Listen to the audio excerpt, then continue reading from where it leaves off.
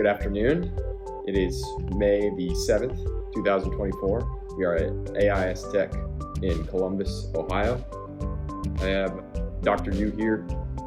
He is recognized for innovations in steel processing, including converting CSP hot bands into cold roll products and developing techniques like zonal roll cooling and medium-sized casting slab clinch methods alongside coil and plate direct clinching technology. He has authored over 50 technical papers and co-authored 2 books on flat-rolled steel, holding a U.S. patent. My name is Dan Topham, and we're going to be doing an oral history of his life today. It's my privilege to interview him. I'm going to be recording this oral history captured for AIME.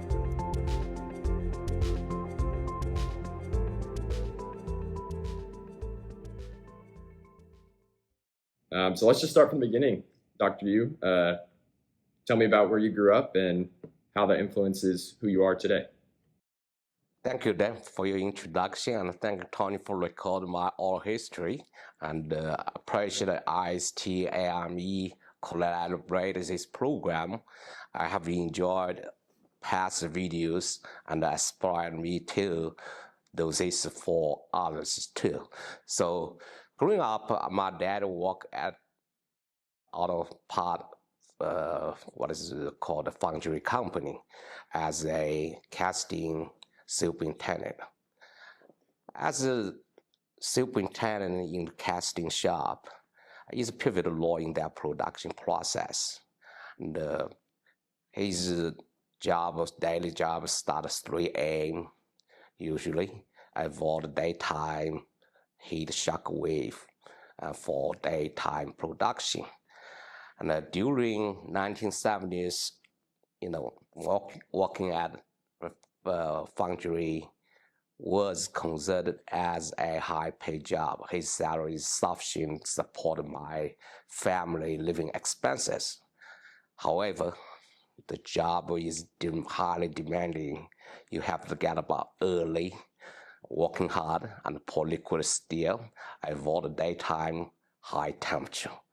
On the other hand, my mom played a role as a housewife, and she usually took care of my 2 brothers and myself, ensuring us grew up as a healthy and also supportive environment in our family. That's I grew up in a family. I appreciate parents support us for our education.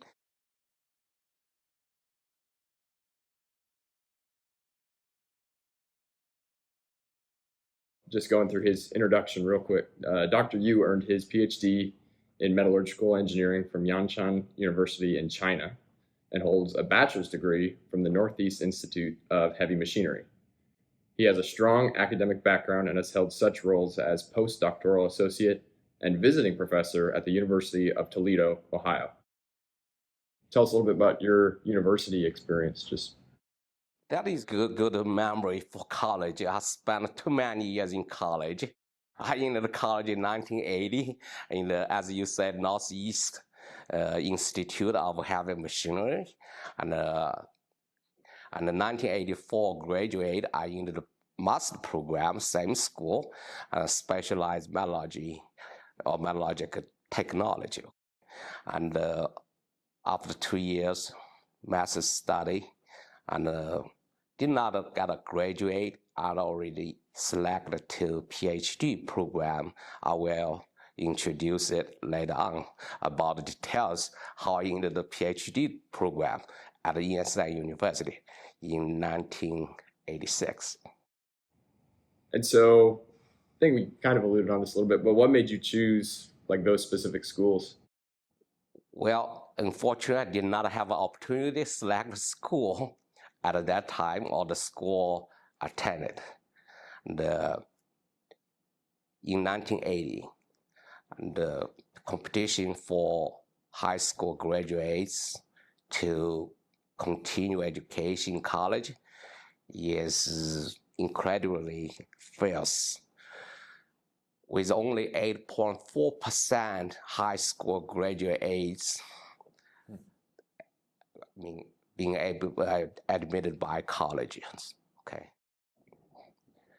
I was fortunately ranked the top 5% in all high school qualified applicants.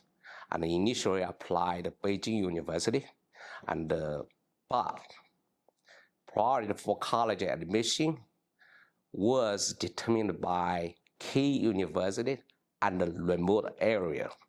And eventually, Beijing University is not remote area. So Northeast Institute of Heavy Machinery is in the remote area. As a result, I was signed to Northeast Institute of Heavy Machinery without any consultation. If I insist on attending Beijing University, I would have to wait for 2 years and retake all exams and reapply that score again, maybe same results. So that's not school I intended to apply for. So it's assigned. Determined on competition, sounds like, very competitive. So why metallurgy? And what made you get into the material science and specifically metals field? Well, metallurgy was not usually my choice field to study either. And my original ambition is to study biology. You know, like today, everybody like biology. So the problem is if you sign a different school, so I signed 2 different schools, I lost all right to pick up my major. Whatever they gave to you, I have to take it at that time, okay? At first, I was very disappointed with the assignment. And during my orientation, when I taught the #1 heavy machinery plant near the school, and witnessed the remarkable process of forging 100 tons ingot into a backup roll through a 10,000 tons hydro press machine. That machine forged the ingots like eat a cheesecake. Yeah. So I was captivated in the sheer scale of precision of equipment and the intricate process involved that stirred me or fascinated me, and I have to got deep of metallurgy, and then changed my view of metallurgy. The attitudes change, shift from biology to metallurgy is big difference. One is look microscope, one is look big steel scale, you know, so it's a huge shift. And also, I firmly believe if exposure high school student with mill tool could start their growth path in metallurgy side and explore their potentials involving steel industry, because in the high school I never see anything like this. So my dad is cast small parts, those things. That's not a metallurgy involved, complicated. But once you see big machine, 10,000 tons, press that ingot into backup roll, that is life look like a powerful field I have to work on. And I involved a couple projects with my advisor R&D program in the senior year. And they are doing research every day, involved how to load steel flat, shape control, and make some metallurgical heat treatment. I involved that project. So I was senior year, involved R&D project. And look at them, they say, well, what is next generation will be? I said, well, I probably can do further study metallurgy and go further education, join the graduate study program. That's how 1984, after graduation, immediately step in the master's degree program. I appreciate you saying that. I mean, I definitely have a similar experience as just as far as like young professionals in seeing this in big equipment, it's very captivating. Yes, that's amazing. That if you see that machine's down, that big press come down, the ingots like soft like a tofu or cheesecake come down. That's I call it captivated. You know, that kind of word is probably accurate. Yeah. Every student or young people will shock over. Heck, this big machine I never seen my whole life. Yeah. You only see the movie in the earthquake. And the earthquake is something building down those things, the scale. You never see any steel mill like that. Right. Right. So you mentioned a little bit about, you didn't get to choose metallurgy, but I'm sure you did have some choice as far as just becoming an engineer. So what influenced you to pursue that technical route? Doesn't matter if metallurgy or biology. You can say be a biological engineer, you can say metallurgical engineer. Be engineer is changing my viewpoint is from my orientation program. A professor joked with me that time, said, well, you guys are always blue collar people. What I mean blue collar? He explained what the details. As you're not wear the white collar sitting office, you're going to wear the blue collar, work in the office and the shop, and from what is your design to manufacturing. Finally, he straightforward is that means it symbolizes what is your practical problem solving skill, and also make sure that your capability to willing to work with other teams, production team or manufacturing team. So your design team as an engineer. And the perspective of being contributor positive changes in my ideas to come to true, that is fascinating. Once you see design something come out true or your idea come to reality, that's a big, big difference. As an engineer, you have privilege and to turn your idea to reality. Okay? Absolutely. Yeah. Yeah.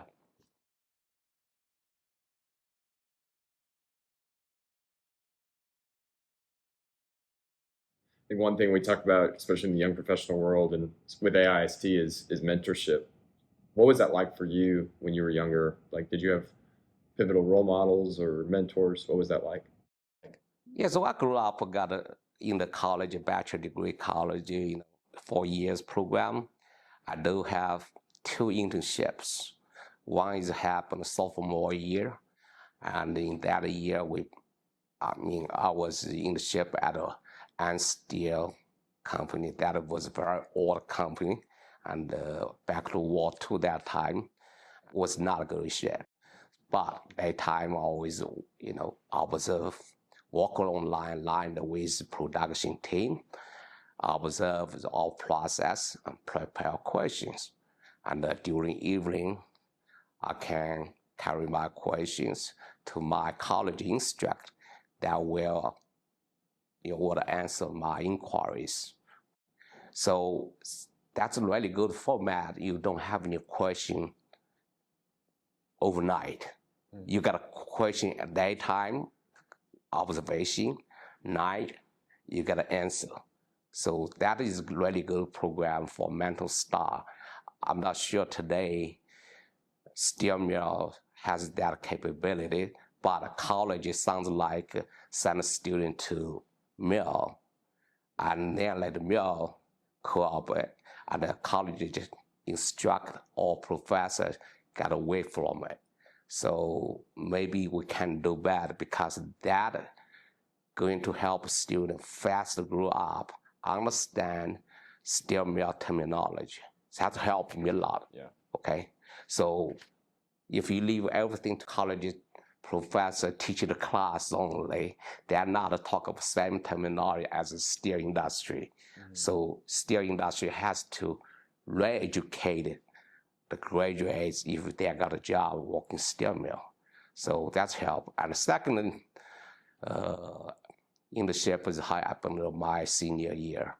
So that is a senior project scientist, so I have to go steel mill called Wood Steel Company.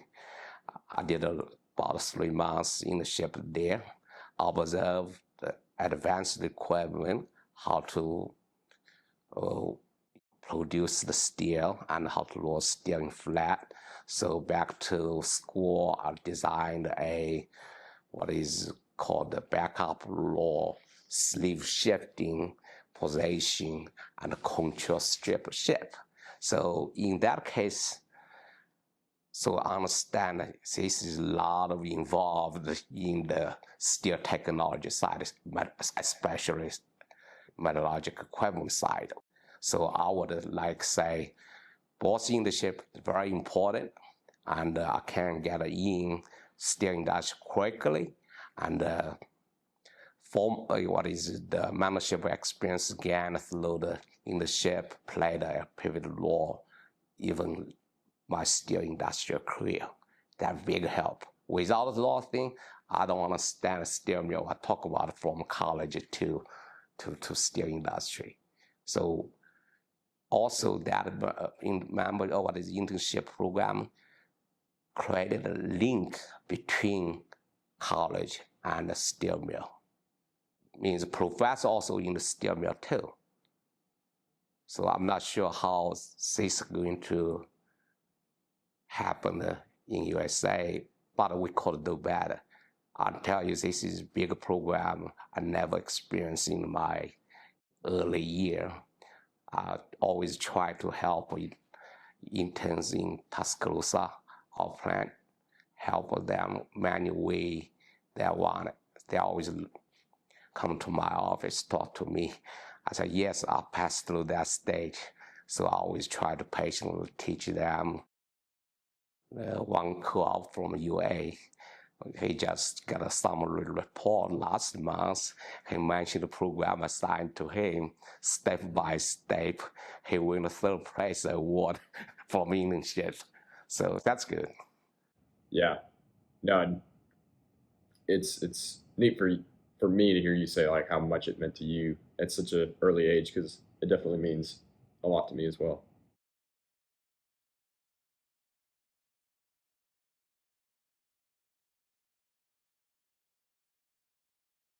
Yeah, thanks for talking about your just your experience at university, but just launching into the steel industry. What was that like for you? What was your early career like after school? Well, here is the first time I got no AICE convention, 1993, okay? I represented UT, the University of Toledo, and presented a pattern is rational design of axle adjustment system in stripper mill at the IRC annual convention at Nashville Opera Hotel. Roughly around 2,000 people attended my presentation. That's the first time my whole life see so many people. My voice shaking, so it's not going to be speaking, smoothly because so many people. And it was an astonishing experience for me. It became evident for scale audience that my knowledge of technology were significant interest to steel industry. So it was a surprise. And around that time, Nuclear Steel has successfully commissioned CSP mill in Arkansas, Hickman. Okay, the Huntco Steel was planning to build a cold mill complex nearby CSP mill, and they tried to convert CSP hard bands to cold rolled coils. This was a challenging, endeavor due to dominance of integrated mill. They are doing hard bands and convert cold roll, mostly for automotive application. And the opportunity, come to me, say, well, should I utilize this opportunity or not to join CSP mill environmental? And sometimes Mr. Tom Gordon, the general manager of Huntco Steel, called me a complex, and he was steel veteran from AK Steel Middletown, and approached me. Mr. Gordon offered me an opportunity to join Huntco team as a staff metallurgist or special rolling specialist.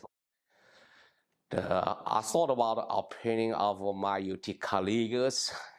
You know what? Everybody feedback said, damn, you don't want to go that side, okay? Well, I was hesitated that time. Should I utilize or seizing this opportunity or not? So a few months, take a learn, also CSP mill, what is new technology or whatever. Finally decided to join the Huntco Steel called me a complex in 1994 as a staff metallurgist and a rolling specialist.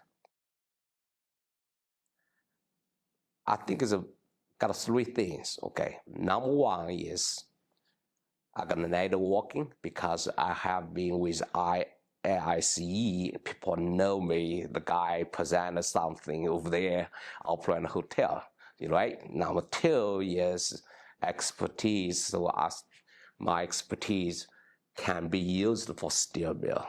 Number three is what? Have to seizing the opportunity.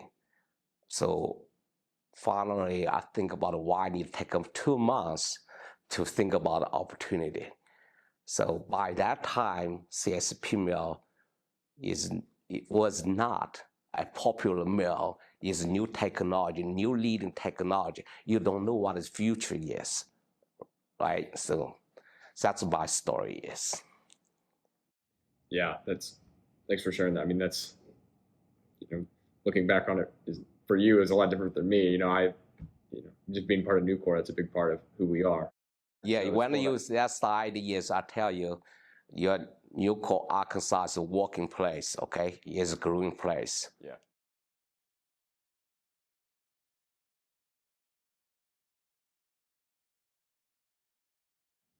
So you joined Huntco Steel. What was that position like? What were the day-to-day responsibilities, and what did you take away from it? Well, everybody know greenfield, complex to be built up. That was a challenging job. You from scratch to the actual building, production, operations. That's huge, right? So, start beginning. My duties include, review machine, equipment, specification, the processes, targets, all things at the beginning. But after the mills built up, erected, what happened is start commissioning, right?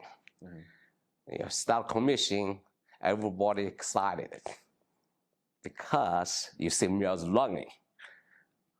The quickly found out is you run a product that did not meet the customer specification or their expectation. What happened?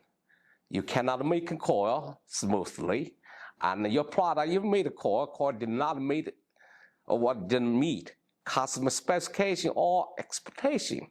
So quickly we found out is issue with our planning for the commissioning. So what that happened is we started commissioning the mill. My focus primarily focused on the annealing cycle development, like cold roll annealing cycle. So like a hatch bell, batch bell type, abandoned furnace, and also lab operation, typical metallurgist job, right? Mm-hmm. So every day I work on the mill just stop there, not running, ask why, and they say, well, mill cannot run because rack every 5 or 10 feet. So it took me a few hours to watch it, what's the problem, what's going on. So After that, I said, yeah, I can fix that. And I talked to Mr. Gordon, he's general manager. I said, well, let's do this way. Let's change the hard band from AK steel to Newco Hickman hard band. So that time is nobody used Newco hard band, Hickman hard band for color conversion. So we are number one user, and still didn't get throughout. And then I said, well, the operating team just got so much was attracted by other people during daytime. A lot of visitors, so many people around them. Just say, okay, let's form a team and commission the mill in the night, at night. And at that time, and the scored said, okay, that's good plan. Let's do it. So we immediately bought steel hard bands from Newco Hickman. And that time, the mill manager was Dave Chess. He and I talk each other. I said, don't worry about that. I'll give you calls. Push you over. So we got the hard bands overnight from Newco Hickman. And then we start commissioning the coil, found out, watch the mill carefully. We found out around a few feet still cover too. Quickly found out it's all gap, zero gap. Mill's got a zero gap. Rest are not equally drive side and operating side. So our mill zero indicator was wedged. Yeah. Okay. So we have to watch the mill gap, slow gap from a little couple inches window, see how it's adjusted. After that, we run the course successful. And through this incident started up, so I win a lot of credit from our teammates. So my duties in the Huntco steel was expanded, and including hard band purchasing, what is pickling, the cold rolling, annealing, temp rolling, what is product sales, spec review, and what is including customer service from head to tail. Yeah. So the one person doing that. So that's really growing experience in the Huntco steel. Without that, I probably fix the one area only, just the one part, mill or casting or melting. That experience expanded my capabilities over all areas. That's my first job look like. What made you decide the new core hot band versus, you identified the problem was with hot band? Well, that's the issue again. Okay, that's a good question. Back to previous question, you asked me why take that job, look like a switch to Huntco, because I'm respected. The CSP mill produced excellent strip shape, special flatness, because they are thin cast, starter cast 2.5 inches thick, right? You run a 6 standard production or hard reduction, and then what happened is you produce excellent strip shape. So this is wonderful flatness quality for cold mill. However, that time, is some discrepancy in the hard band produced by CSP, because the environmental in steel industry did not expect that happen so quickly, okay?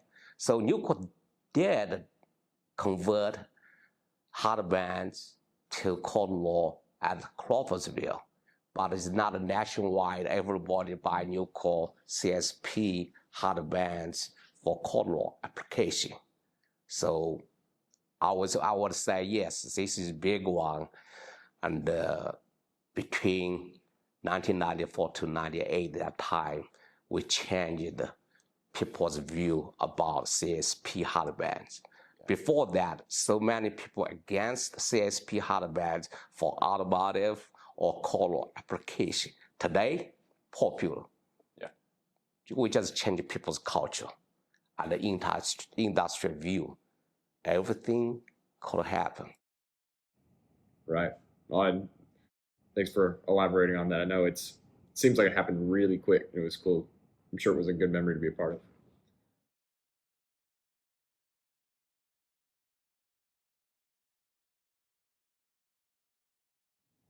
Just coming from like a young professional, like we talk about transitions a lot. What was that transition like from you, um, from your college career into your professional career?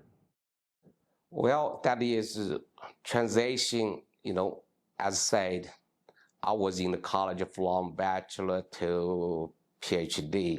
That took me roughly around 10 years. From 1991 to 94, that time is working as in a college, either visiting professor, lecture, whatever.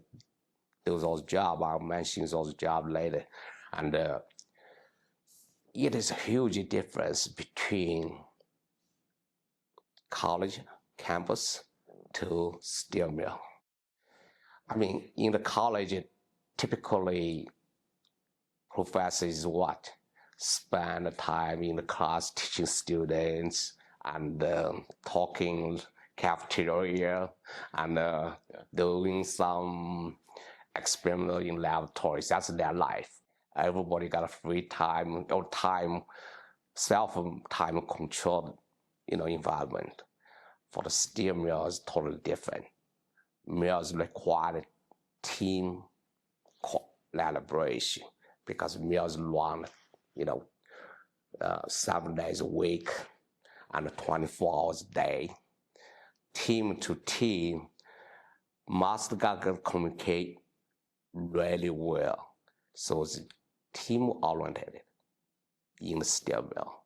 So those skills must be shifted since I have been in college 14 years and still shifted to steel industry. So my metallurgy must shift to steel mill environment.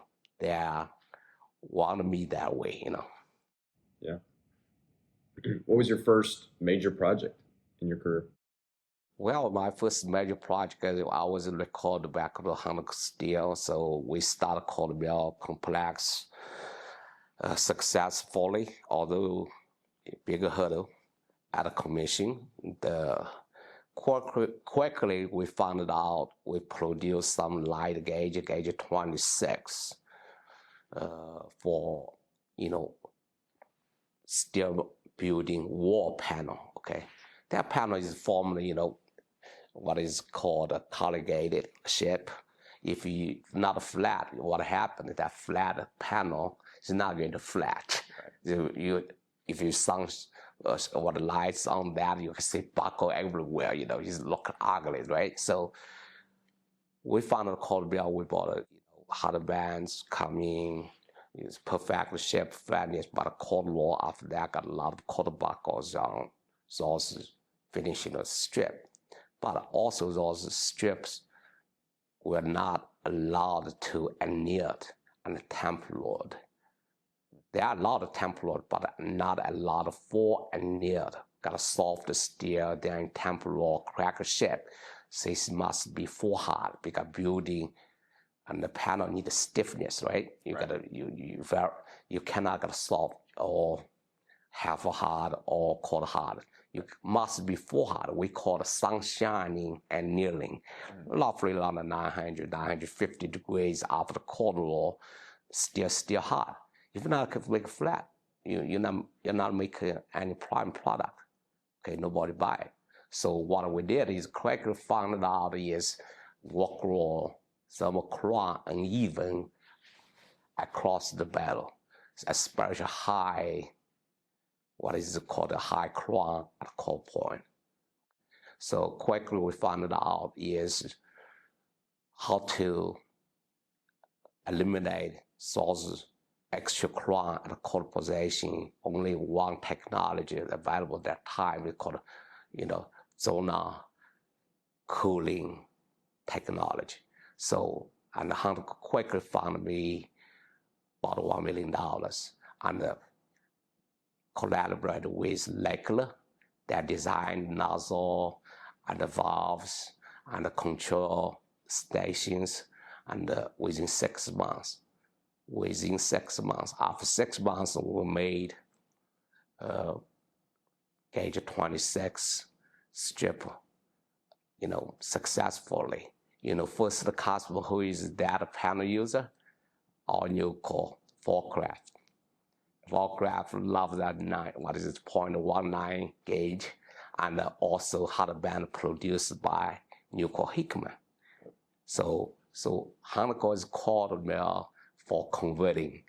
So those technologies is milestone for me. So how to acting with team within organization and external vendors. Because if it's one side shot, this project will never be successful. Just waste the money. Project will be killed, So that's a very good experience for me. Started up a #1 project in steel industry by myself. Yeah. Well, we still make that steel. So must have been really good.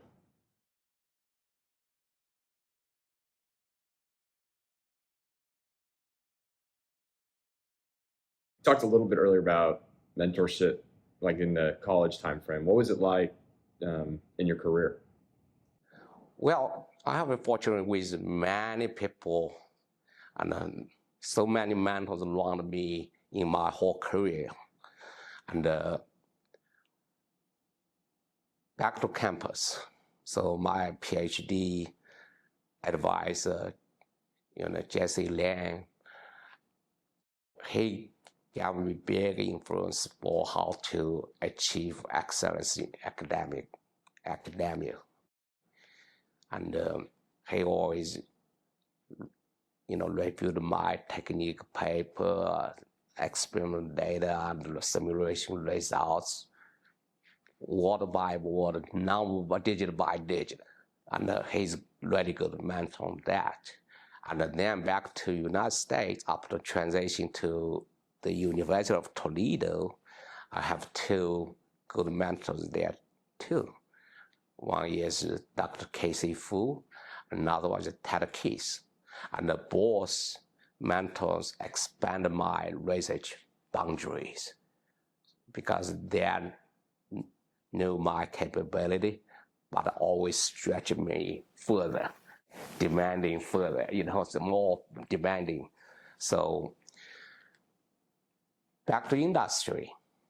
And as mentioned, Mr. Tom Gord, General Manager, Huntco Steel, and even President Terry Hans of Huntco Steel, both gave me big influence on that because they really demonstrated how to earn the trust and respect of teams and how to effectively implementing business strategy and also other co-workers like Mr. Jim Lin now, and also Charlie Harper, and also Jim Henderson too.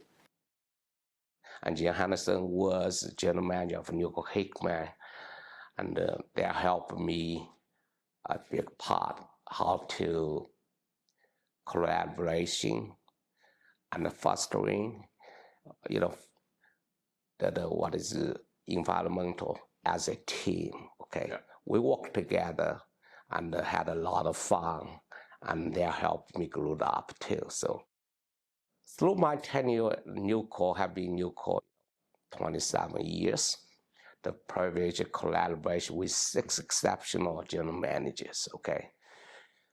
They offer me invaluable mentorships from my personality to my professional skills.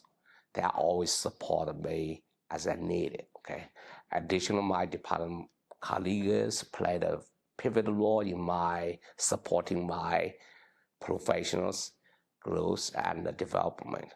I would like a special highlight one general manager called Qiulin Yu, who was continuous, inspiration, has had a big impact on me. Even today, he retired so many years, he still texts to me, cheer for me, and also told me what I should pay attention to. For example, I've got a new project on the way. He always remind me, don't waste the money. That's kind of remind me, always mentorship carried to my whole life. And what is one most important lesson learned is,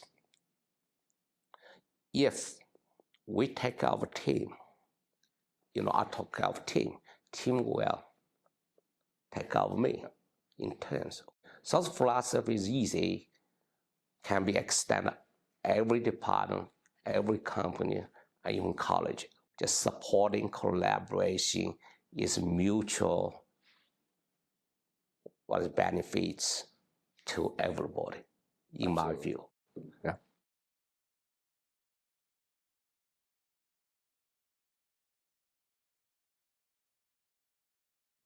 Dr. Yu's career in the steel industry includes significant contributions at Nucor Memphis and Nucor Tuscaloosa, particularly in metallurgy and quality. And he currently serves as the Market Development and Product Applications Manager at Nucor Steel Tuscaloosa. So what other positions have you held in your career? Yeah, over my 30 years in steel industry and 3 years at Huntco Steel, 27 years at the Nucor. At Huntco Steel, initially served as staff metallurgist and a rolling specialist. One of my notable accomplishments during time is assist the team in build greenfield cold mill complex, and finally help the company profitable. So that's a big one. Second is upon transition of Nucor, I continue advance my career and studying senior metallurgist, and then finally expand my capabilities and responsibility, eventually take a role marketing development product application manager, where I played a role expanding Nucor's marketing reach and optimize product application in plates. And additional, also I help the Nucor Memphis SBQ mill and help them profitable, and also made a SBQ product successfully as chief metallurgist.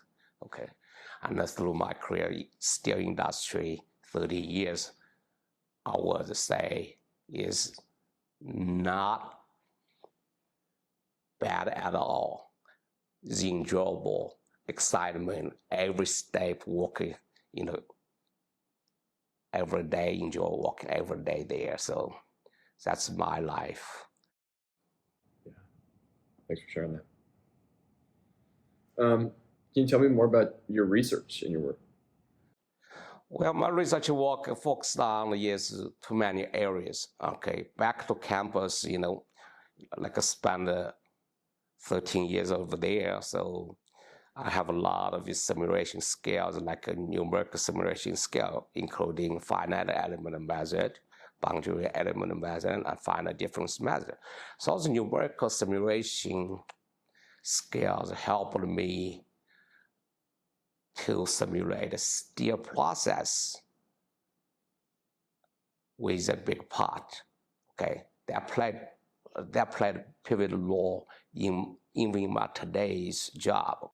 And upon transition steel industry, research work will have been shifted. You know why?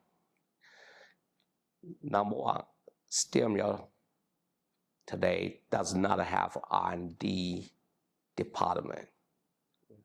We're in the production, so research work must be accompanied with production. So this is not bad, because what? You can do try development work with next hour.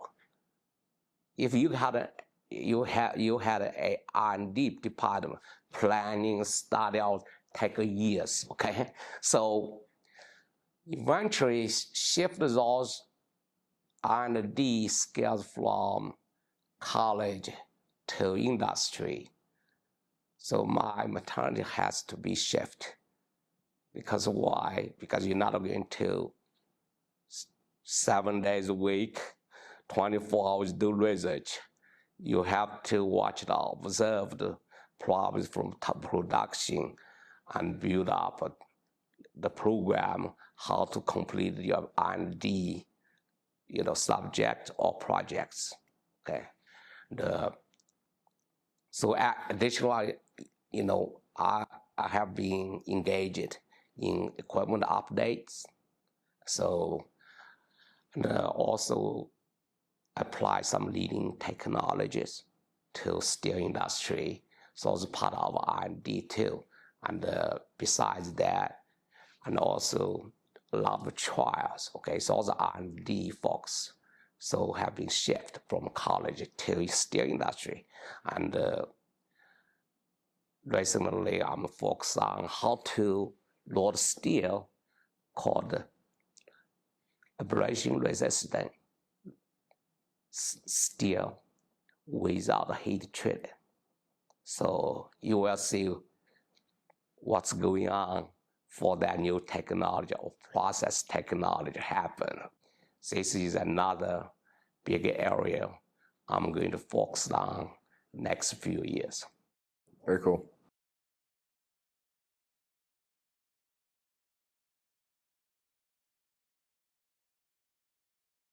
We talked about some of your projects. What are some of the biggest technical challenges you've experienced in your career?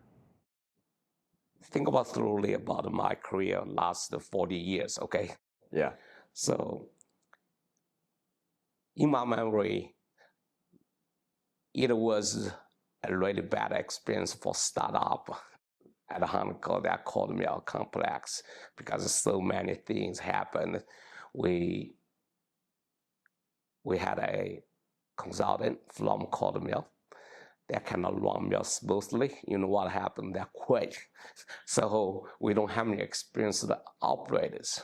Secondly, we don't have any good support from vendor in the automation.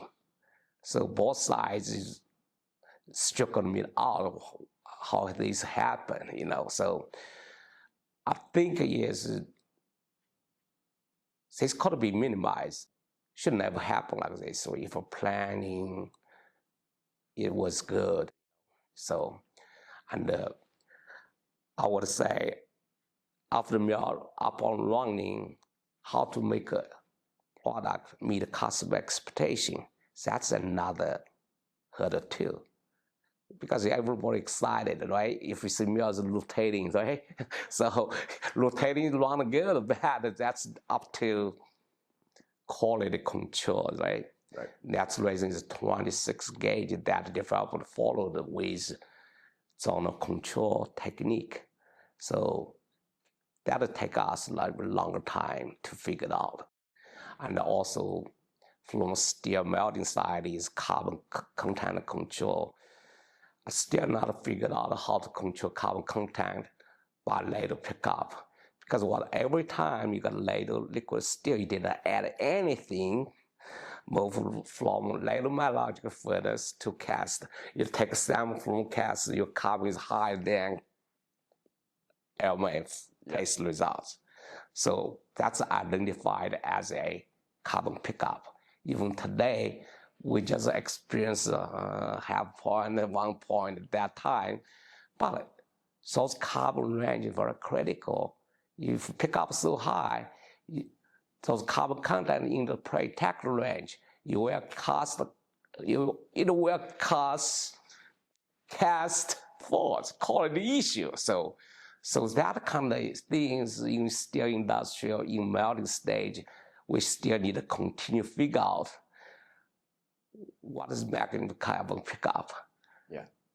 If you ever heat, pick up 20 pounds, you run 50 heats, that later is halfway to go, So some things behind we need to do further study on that. Also, preventing the weld cracks.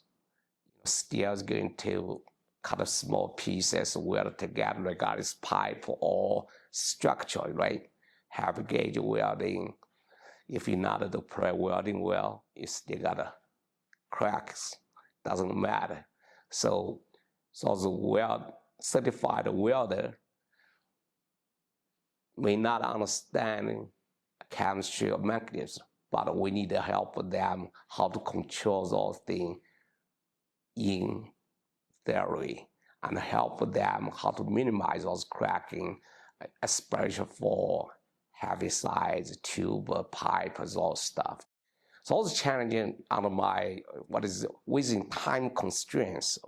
Number one, if things happen, steel mill is not going to waiting for you take 2 years fix, okay? Right. You need to fix up. Otherwise, you lose money and you make a lot of scrap.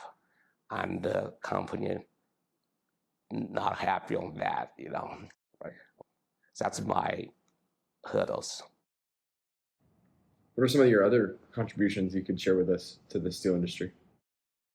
Well, I already briefly previously mentioned a typical area, and the number one, I got a pattern workload shifting, that technique on the rolling, and that's back to 1994.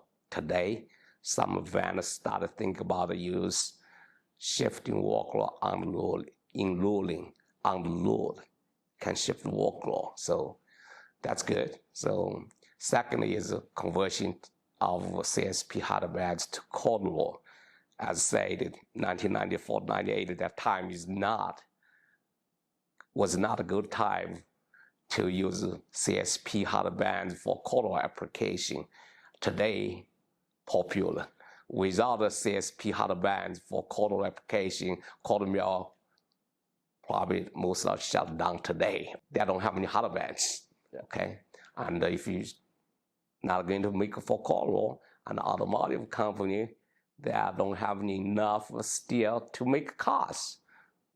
And also medium slab quench technique. And the slab, if you casting slab, medium size, Nuclear Tuscaloosa was first medium slab cast in the United States. So we have a lot of experience on that, how to minimize surface defects, the low slab quench units. Today, this technique has been expanded to every CSP mill that can run residuals higher than normal without quench units. Okay? And also double roll nozzle, lemon flow cooling head, and heavy gauge coils, typically short crossbore in downstream. So I developed two rows nozzle, one head. Already single rows means you're not establishing the cooling bottom. Top got the water gravity stay on top. So one side is cold and another side hot. You show the crossbore are canoeing. So since I published one technique paper, everybody uses double roll nozzles right now, every hard mill almost. Also direct quenching technique. So we installed a direct quenching unit 2016 at Tuscaloosa.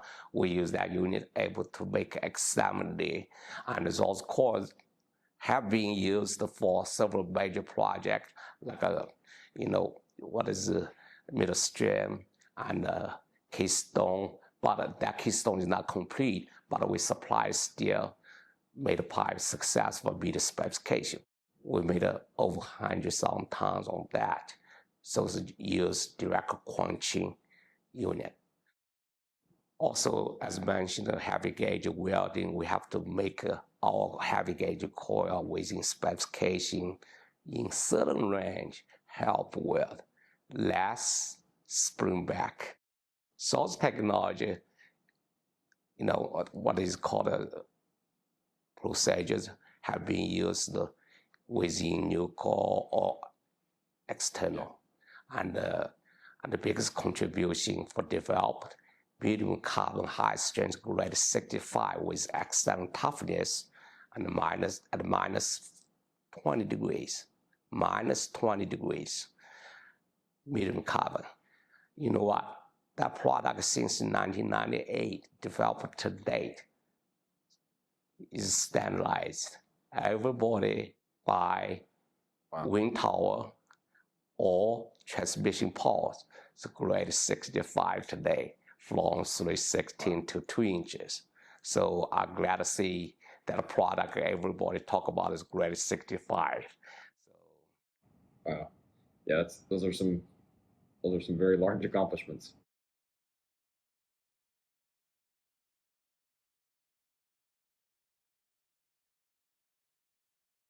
Do you recall any significant experiences working with colleagues that you can share?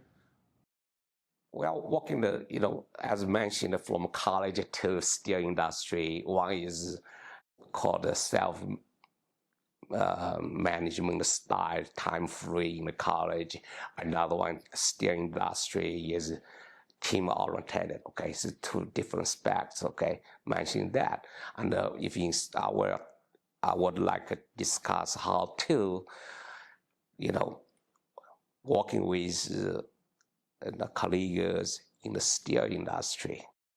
So everybody graduate from college, everybody think about, yes, my metallurgy is feed to steel industry. I don't think so.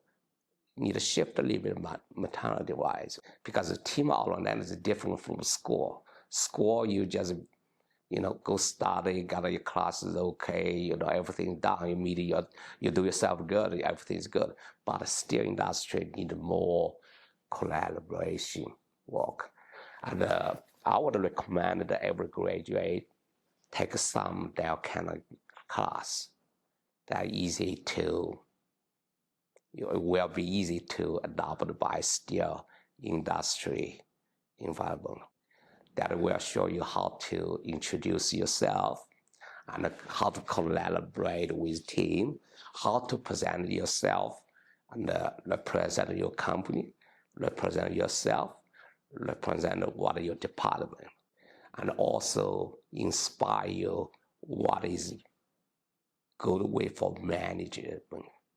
So that kind of class is my recommendation to everybody. If you don't have time, take some Google search of those things, and especially each area that hosts those the face-to-face training, and build trust and respect within team. Okay, everybody should be respect, but however, those respect or trust you have to earn.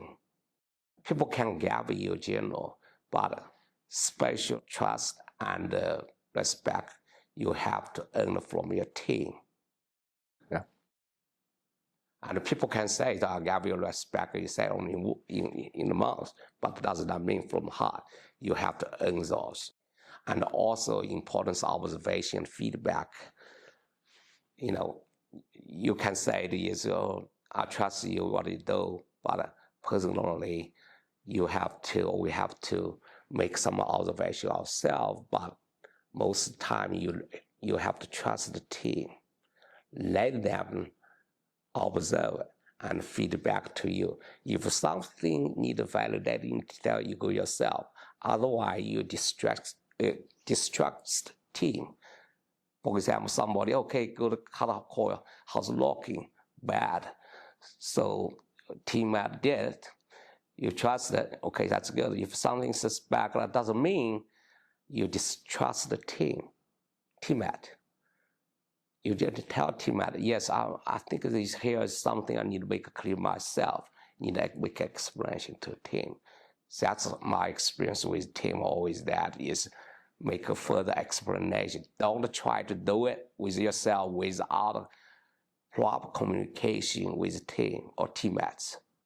Yeah, and I appreciate what you say about the Dale Carnegie and just the trust and respect. Even in my short time in the industry, that's been a pivotal part of my experience as well.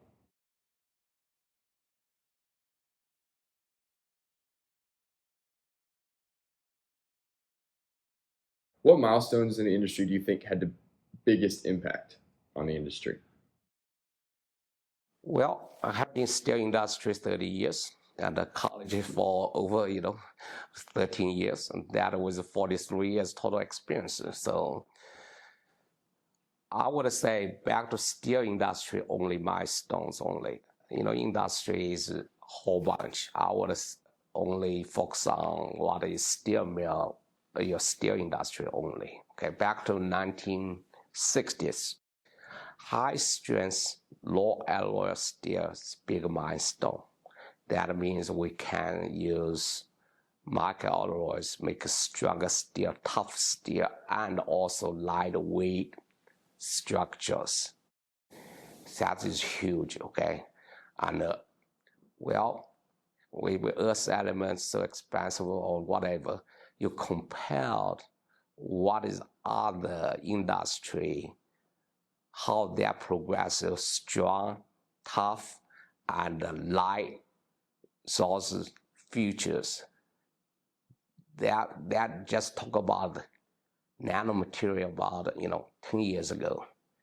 Steel mill already developed nanomaterial 1960s.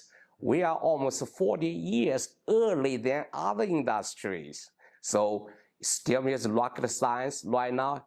Yes, we rocket already the moon. They are still on the earth, right? So steel mill talk about or use nanotechnology 40 years ago.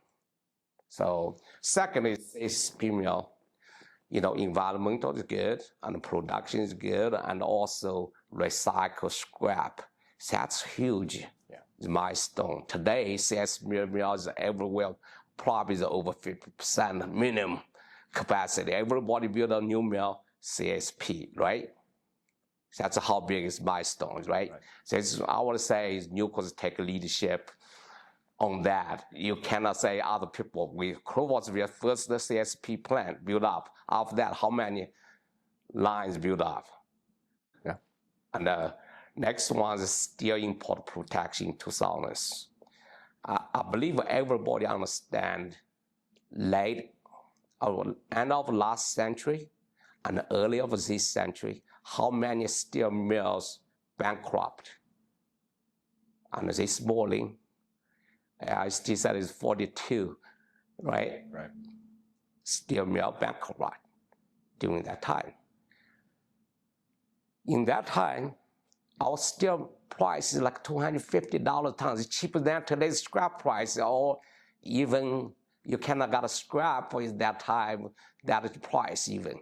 Prime steel cost $250 a ton. You know what? Our ex-president, Dan DiMicco, he was president of Association of Steel Manufacturing and also Nucor chairman president. He campaigned that our steel mills convinced government to import tax. What is it? Started March 2002, I believe that is started first time. Dan DiMicco saved all steel industry job today. I don't know if everybody recognizes that, but we certainly appreciate his effort. Without that, I'm not sure I'm still working steel industry or not. And bankruptcy not only back to is imports also over capacity too that time. So log mill bankrupt, they just leveled out. So we eliminated some capacity, build up new CSP mill and environmental well, and also produce steel more efficiently, right? So that's two parts, okay? But protection, what is import protection, that's a big milestone for entire steel industry. And the digitalization, back to recent years, we talk about it. That's also another one too. And I believe I forgot to talk about it is 1970s automation. 1970 what the automation that is called the Industry 3.0. Most of the PLC, that is Milestone. I want to link that with digitalization together. This is Industry 4.0. So basically, 70s automation and 2020s digitalization is 4.0. So it's continue. So from 70s to 2020s, so it's time Industry 3.0 to 4.0. That's a big milestone too. Yeah. And the last one was net zero initiatives. Everybody talk about the carbon, what is, warming, global warming, all stuff. I really don't have any science proof that's true or not true, okay? But however, still net zero initiative, we are considered as a big challenge and also opportunities too. People think about what is opportunity. Opportunity is huge because renewable energy, like a wind tower, how many tons you need to steel, carbon capture, how many tons of pipe you need, and transmitting hydrogen gas for fuel, how many tons you need. And the solar panel, we're not talk about it because it's already, developed in the industry and also around our neighborhood. So it's a huge opportunity. However, challenge is big too. How to implement it, make steel reach what is spectrum or goals of what is net zero. I'm not sure how to get net zero, but if you want net zero, we have to develop new technology, achieve it, right? That is a challenge. So maybe our burner is hydrogen burner future. Or maybe it's still making all things, use hydrogen fuel, or use something else, or use current fuels and we use carbon, oxide gas, use capture technology. So steel technology always take a leading in the industry, but source carbon or net zero initiatives we face on in the future, about 2035, 2050, whatever, those years will come soon. We need new engineers come to stage and show us how to achieve that goal. Challenge, opportunities. Yeah, definitely the right perspective. That's Milestone. I just say from my perspective view, okay? I did not think about the future will be, use something else, different fuel, different thing. You can do a lot of renewable energy to make a CSP mill run. If nuclear power, we can run EA sufficiently. Many things are going to happen. It's not going to limit it today what we see, and we see smoking from, stack, that's acceptable, okay? Future will be clean steel industry.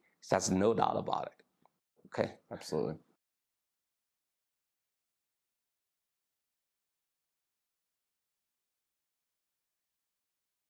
Switch gears just a little bit. How did your work impact your family life, or how did your family support your work? Well, that's a good question. I tell you. Well, my family got I got two sons and my wife, and that support my work in a bigger part. Okay, I always do some writing technical paper at the weekends, night, those things. That probably restricted my capability or time with children's weekend activities. You grew up young, you got children, you got those things. They need to play softball, play tennis, play, golf, all kind of activities started, 5 years old till, teenage. After teenage, that don't need you. Between 5 to 10, they need you, right? So because they cannot drive cars. So most time my wife took them to those weekend activities, and they gave me big support, okay? And also my wife took a lot of jobs at home as a house, she works Social Security, so she got a lot of vacation there still me, but she devoted her time and energy to my kids. So I'm freed up, okay, I'm freed up. And I always make a joke to them after retirement. I got 24 hours with you guys. Guys don't gotta kick me out of the house because why I always see you, you have nothing to do, So I always joke with them, promise them, hey, I will get more time with you after my retirement. And they are just smiling and say, hey, you will find something to do. I'm not sure with that, So Yeah. Thanks for sharing that.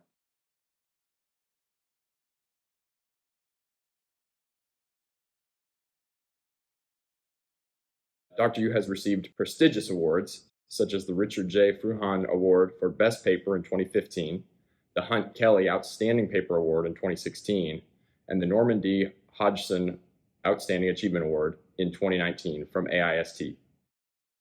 Dr. Yu is actively engaged in industry leadership, serving on various AIST committees since 1995 and organizing international conferences and training events. He currently chairs as AIST Plate Roll Technical Committee's training chair and has been instrumental in recent developments in plate steels. When did you first hear about AIME or your member society, and how has your involvement progressed over the years? I read some IIC engineer journals back to 1982, and I see something AIME publishes something on the activities of AIME 90. I forgot which issues that time, because I read some literature about shape of control literature from AIME magazine, and sooner or later, and you mean as mentioned, between what is the end of last century and the beginning of this century, steel mill, got a lot of bankruptcies, and also ISS was a member of AIME that time. ISC was not, okay. During that time, our industrial leaders, association leaders, think about a membership between AIC and ISS. ISS means Iron Steel Society. ICE means a association of iron steel engineers, okay? Two associations of each other about membership, because bankruptcy lead the membership drop out. So ISS and ICE both agree consolidated as AIST, okay? And back to January 2004, that time, so as today mentioned, so IST's 20 years anniversary. So, and AIST right now is member of AIME, and one of 5 founders Society of Engineering established in the United States, and have been AIC since 1995. Now is IST, so also is IME part 2. During AIC, and I played active role to organize training seminars such as cold rolling fundamentals in 1998, okay, and a hard sheet rolling fundamental training seminar afterward, roughly around 2000, and the collaboration with industry professionals outlined source classes together, and you get the number still producer involved the preparing the classes.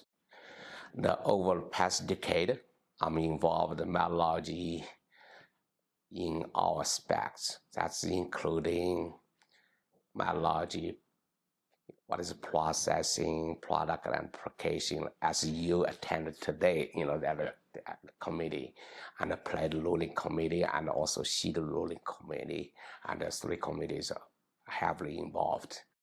My engagement with AIME also back to 2017.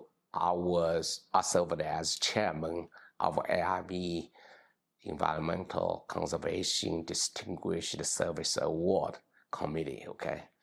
And this role reflects my, long-standing dedication to promoting environmental sustainability. And in that year, Mr. Dan DeMico won that award.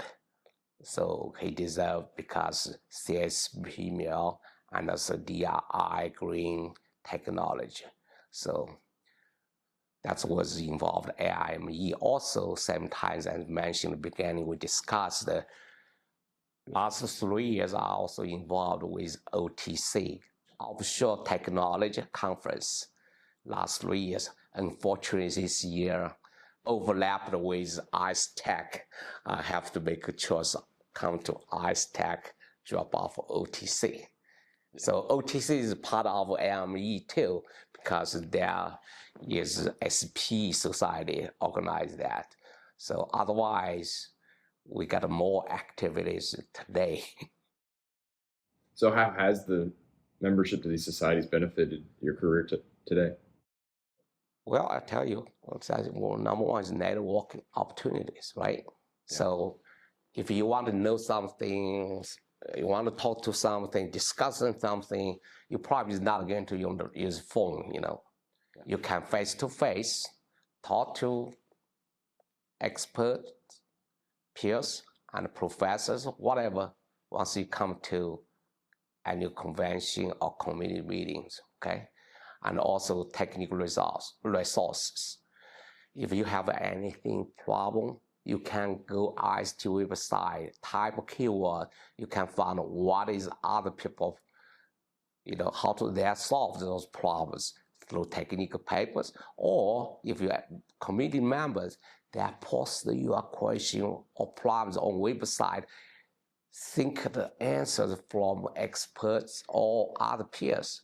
You don't have findings on the problem yourself. Somebody can share with you what is their experience, okay? And also professional development, especially AIST offers various professional development programs, such as seminar workshops or whatever training classes. That'll help you grow up fast. And it's not only things about a skill, knowledge, or expertise. Most thing is you are in the network, expand your capability, and also what is I would say extend your views for future or what is your career path. Because those guys grew up the path may be referred by you for your future career. And today, I would say yes, IST played big roles, okay? We have a facility, what is called knowledge or technology exchanges. And some company may limit, you cannot talk about those things. But in society, we come here, we can share ideas. Okay, if you present paper, you can share your idea with other people, or somebody present paper, you can ask them in details of what's going on. Those are not in publish. Okay, so another technical committees, what is the AIST has right now is 9 divisions, 29 technical committees. So those will meet your needs. Which side you want to involve? Go ahead and join us. Join one of program you like to participate. If you were to recommend your member society to a new graduate, what would you tell him or her about it?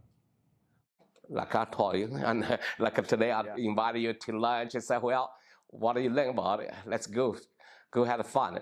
I would say yes, because it's a learning opportunity. You know, if you not participate, you never learn what's going on. So as technical committees or members, what the benefits. Second is networking. Okay, you build a lot of relationship with industry peers. Anything else that will help you out if you need help. Okay, you reach out, that will help you. And number three is job funding. And I'll say that my job was funded from IC annual convention, right? So you can find out if talk to somebody in the annual convention, it's not like formal interview. They quickly rate your personality, your skills quickly. Did not even submit any resume. And also IST published, what the job opportunities from based companies, whatever bigger companies or whatever, that post the position there. And also, if you really need help, you can also call your peers, industry peers, that will introduce to you or give you opportunities.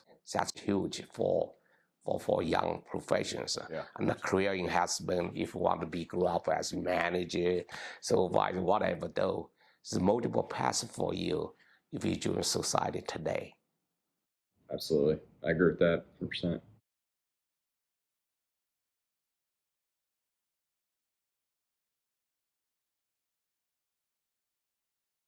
In your opinion, what else can we do to attract young people to the steel industry? Well, this is back to what is my career beginning. I would say is we have to think about it. What is the difference between steel industry and the advanced, what is called hot area today? Number one, we can promote our opportunities to young people. Namely, is highlighted career stability. If we work in steel mill, we have some hurdle at the end of 20th century because of overcapacity and import cheap steel. That's bubbled up, okay? After that, the government, our industry leaders quickly recognize and think about the government, work with the government, lawmakers, and make that happen. Look at the steel industry, how stable it is. We continue profitable, and job continue secured. In our new core, we did not lay off a single teammate, even we lose money single year, right? So it's a big crisis, but we never lay off teammate. Which industry can guarantee you not going to lay off? Right? So this is, I said, highest career stability. Second, I would say consider as educational outreach. Collaborate with education. What is the colleges and also institutes, whatever. AIST has established so many programs you heard about today. We have $1.5 million for steel foundation. Yeah. And the big four steel producer contribute $200,000 for that funding. Small, medium size contribute $100,000. Canada, that's over $1.5 million just for steel foundation. So what happened is to South College, we have 50 opportunities for interns for steel college students. And they make $7,500 just for tuition. That's acceptable for interns pay hourly. If intern on mill also pay that minimum, I would say company difference, $15 to $22 an hour minimum. So that's huge. We reached out. That's also another one is promoting innovation. We need to show people. We have 40 years ago used to start nanomaterial. Nobody talk about it. Society didn't even know it. Only steel mill talk about it. We need activated, motivated people to step out of the steel industry, declare our achievements. If it's 40 years ago, people think about nanomaterials, stronger steel that high. Other steel industry already started using nanomaterials 30 years ago, right? Right. And also need to offer the career program to young people too. What kind of growth path?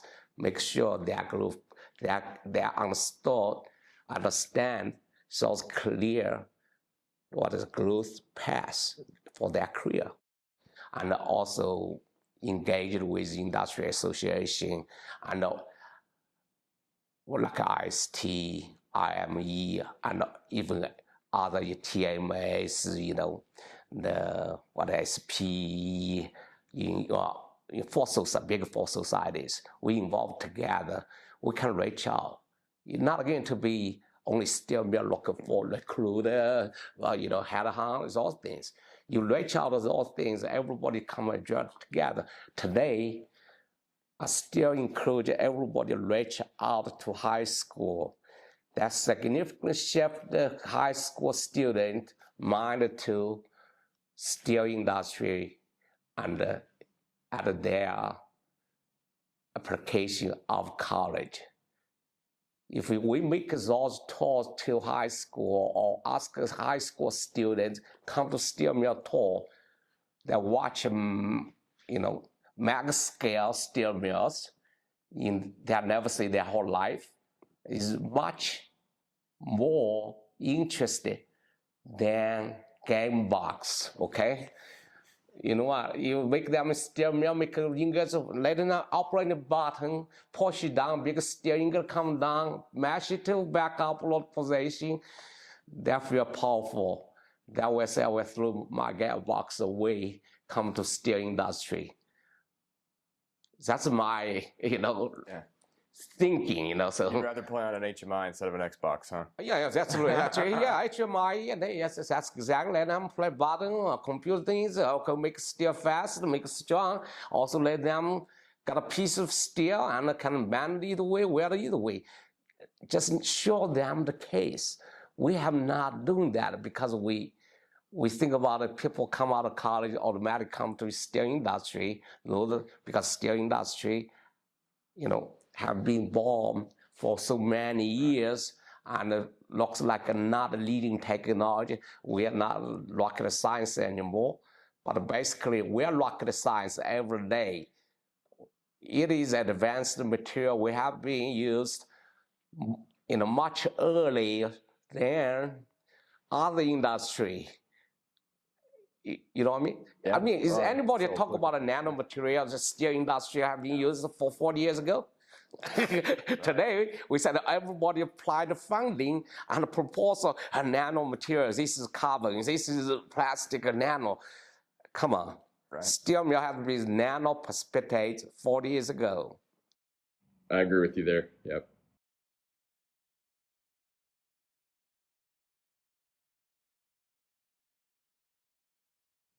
So just kind of wrapping up here, what has made working in this field meaningful to you? And what's been your favorite part of being in this field? Well, as I reviewed my career, bosses from campus, steel industry, and Huntco, Nucor, something summarized that I would say two parts really enjoyed in steel industry, okay? Number one is called training. Steel mills living the fundamentals. All engineering science principle apply to the equipment and the process. If everyone got the same fundamental, they have operating machine or implement process will be in same manner, right? So everybody fundamental same, understand the same, so their behavior will be same. So training is more critical to our teammates, our steel mill fundamental training. In the past year, so since last April to this April, I have offered 27 classes to our teammates at Tuscaloosa. So basically, feedback is very positive. Those training classes I did not send out as messages, hey, or meeting notice as a mandatory, but just read them, send it out. So class is always full. You know what? Our teammates willing to learn. They want to learn fundamental. So training is a big part. Okay. Secondly is trials. You know, try is from your principles to reality. You want to see this is designed is good or bad, or see what happens, right? Like a mystery, right? If you design good, you expect good results turn out. So those two things, ferromagnetic, are called two key in steel industry. So training and a trial. That's good. Do you have any regrets regarding the career you chose and where it's taken you? Like, what would you have done differently? I don't have any regrets for my career, steel industry or campus, or whatever I tell you, because I have experienced two different worlds in my career, you know. One is self-management and another one team-oriented. So I made a lot of friends in steel industry than campus, because campus only knows students in class and a few professors in the departments. That's it, my whole life. So people will not know me either, because what? I'm in the office, cafeteria, and the laboratory, okay? In the industry, I know thousands, 10,000, you know, my peers, the friends, and the co-workers, whatever. This is huge, okay? So I'm not regretting that. So only thing is a little bit, you know, I ask myself, why? Got two sons, okay, two boys. They are adults right now. They did not step on my footprint. Chose Metallurgy. So, come on. So I just review my career back. I was captivated when I saw that stamping machine forged the big ingots, right? So maybe I load them and review my writing technique paper. They can change some grammar words, whatever. They think about it, you know. They did it. But the problem is scale them to death. Daddy, I don't understand this equation. I don't understand this terminology. So I did not spend the time with them, make a further education, okay, follow up. They just think about it. This is rocket science, we're not going to follow it. So, you know, one choice, the major is biology. I said, this is my college ambition. I said, try out, see what like. You know what? He tried 2 years, then, computer science, okay, try out. So they did it their own way. So I cannot say anything, you know, my children will not follow my footprints. This point, maybe I could do better, you know. I should have taken them, you know, math lab, look at microscope, show them some interesting things, you know. So I lose them, change their interest or career path to steel industry. You never know, they're still young. Maybe some of them back to the steel industry as, you know, IT, you know, engineers. You never know, because they're in the computer science, back to steel mill. We need all kind of different type of major, you know, what is it, teammates, right? Right. So you never know. I think it's really cool though that you're able to give your sons the almost a freedom that you didn't have like early on. I think that's really like a testament to who you are, and just the aspect of your career, like the freedom that you can give to your sons is really, really cool. So, yes, sometimes too much freedom, yeah, and was not choice. Yeah.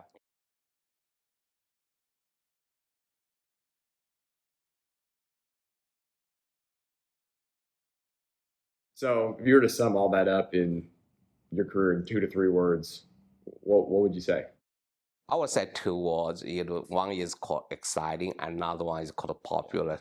Exciting means, review back, look back, my career, there are a lot of challenges and opportunities. That's called exciting because every meal started cranking along, I'm excited, right? So every job change, I have opportunities. Yeah, I'm excited too. So popular means, like I said, I have made a few friends on the campus. I have made 10,000 friends in the steel industry have become popular because, when I presented my technical paper, they show up. When I talk to somebody else, ask opinion, they always give me feedback. Both way communication. So that's popular means, okay? Exciting, popular. You want exciting, popular, come to steel industry. So that's how I'm going to encourage everybody, follow that way. It is not going to limit you what is your growth path in future. Always steel mill give you opportunity to grow. That's absolutely true. So what other advice would you have today for young leaders in the steel industry? I offer them 2 pieces of advice. Okay, one is living fundamental. Another one is think outside the box. 2 pieces. Because steel mill is highly engineering based. You show the force equipment or show the capability, you will not make a product. So that's fundamental, must be stressed since day one, start scratch to commissioning to production. So fundamentals is very big part. You offer that principle, engineering principles, you never make things happen the way you want it. So I would say living with the fundamental, very stressed on what I emphasize the fundamental training, technique background or whatever, technology, innovation. And the second is think outside box. Today is everybody think about this AI will replace our jobs, future, blah, blah, blah, okay? It's not going to replace our job. We're making our job easy and also smarter way thinking too. So that's the reason I say think outside box. Introduce new technology to steel mill. If Nucor did not introduce CSP mill to the United States, what happened today? We got smoke and pollution everywhere, right? If Dan DeMico did not think about looking for things, fighting with import tax at that time, today we probably lost a job. Because steel mill is going to bankrupt. It doesn't mean happens. The industry can guarantee a job. So those things Milestone have to remember. That's why as a new leader, always look back to things, living the fundamental and think outside box. That means also bring a lot of new technology to steel mill too. So make a steel mill run fast and high quality, less scrap or high yield, and also people can get more time off with family, and also you don't have to stress with anything because those programs help you to identify problems. This is not going to threaten to steel mill, engineer's job. Steel mill still need an engineer's future. I'm not saying 100 years, 200 years. I'm not saying forever. At least 40, 50 years for the next generation, steel mill needed, Well, is there anything else that you want to elaborate on or we can discuss further? Well, I think we have discussed enough, and probably is back to 40 years ago. My memory refreshed today, and also think about something else. I probably think about is the close my career at that time. If I think about it, something come out of my mind, I will come to you, say, hey, I want to share another aspiration talk with other people, and I will let you know that time. And I'm not sure how soon or how long, but I'm still excited about the steel industry. I still have my passion about the steel industry. So that story going to be continued, right? Well, if you do ever hear anything, I'd be always interested to listen and hear anything. Oh, no problem. Thank you. Thank you. Thank you, Dan, and thank you, Tony, and listen my vision, and listen my what is insights, whatever. Yeah. So hopefully we'll not waste you guys' time. Well, it's an exciting career that you've had, and it really is an honor to just listen to it and know your story and hear your advice. So thank you so much again for willing to share your story with AIME.